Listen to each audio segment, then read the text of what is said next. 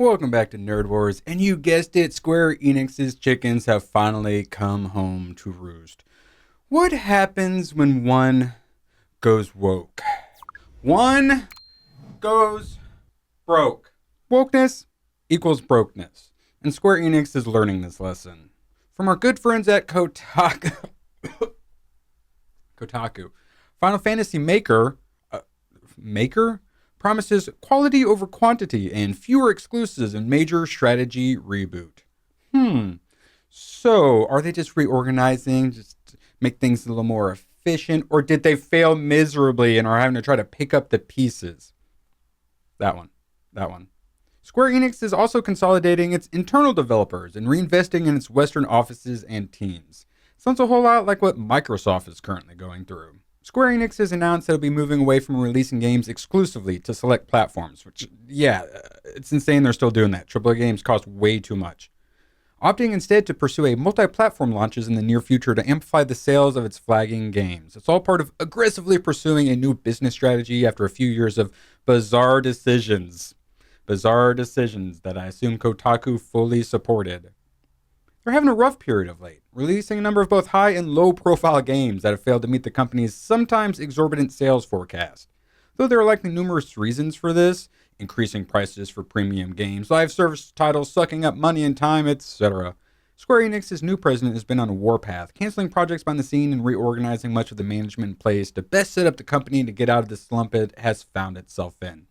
How? How did it find itself in this slump? Was it just the increasing prices?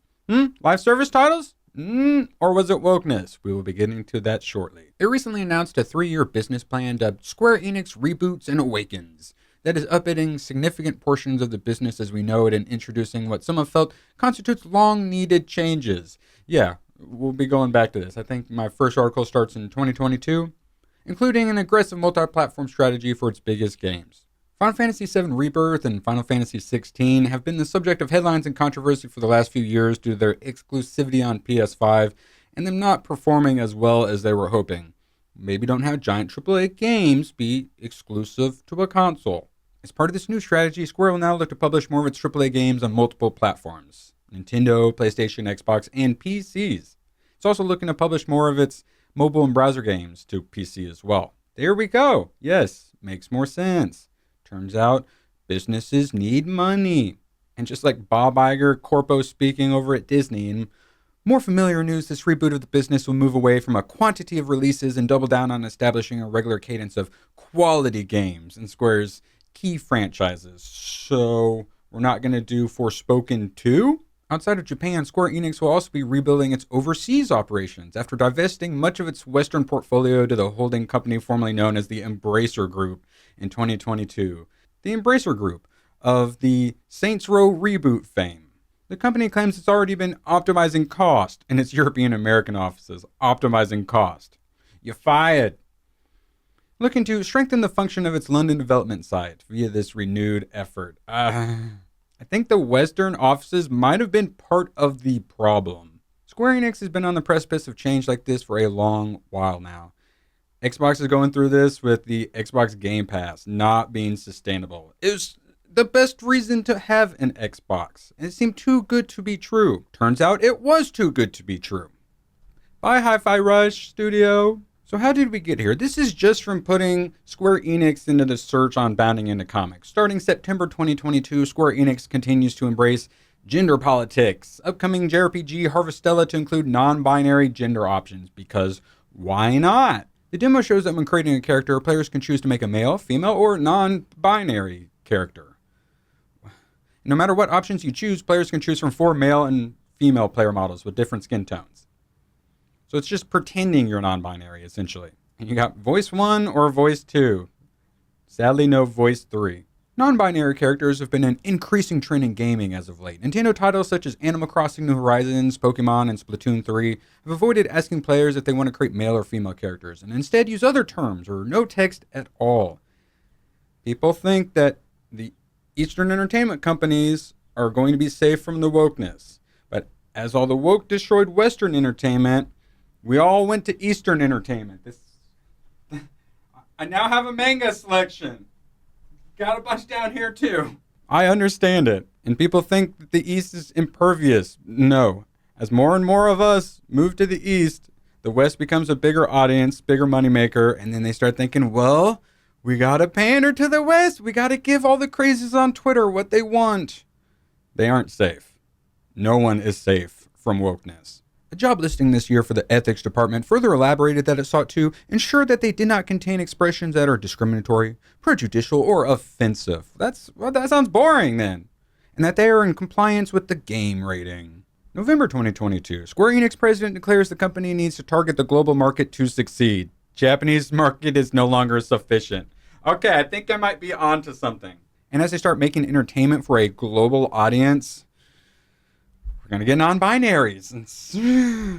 Have you seen what they've done with the new Doctor Who? Achieving major growth in the game industry is difficult now for companies that compete primarily in the Japanese market, given its graying demographics. Dying demographics, because we've been trained and social engineered to not have children. As such, it is critical for our business that we produce hit titles that speak to the global market, which offers greater scale in terms of both customers and sales volumes. You ever heard this? Possibly in Hollywood, about how we have to change everyone to a black non-binary lesbian so that way black non-binary lesbians can be seen, and somehow that's going to bring in a bigger audience, but it really just alienates the actual audience, so you lose everybody. Yeah, that. But Japanese video games. How's that working out for you, Square Enix? May 2023, Square Enix mocked for hosting Pride Month art contest amid fiscal woes. Yeah, genius, guys. Absolutely genius. Oh my god, why? Why?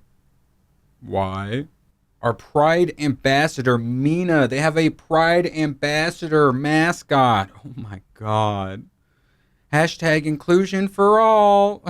Square, I think I might know what the problem is and why you're having so much trouble. Square Enix censors English language Final Fantasy XVI script, softens dialogue regarding Iron Kingdom's treatment of female captives. Western video game journalists disingenuously attempt to blame recent Square Enix financial losses on Final Fantasy XVI, ignore impact of failures of Forspoken and Marvel's Avengers.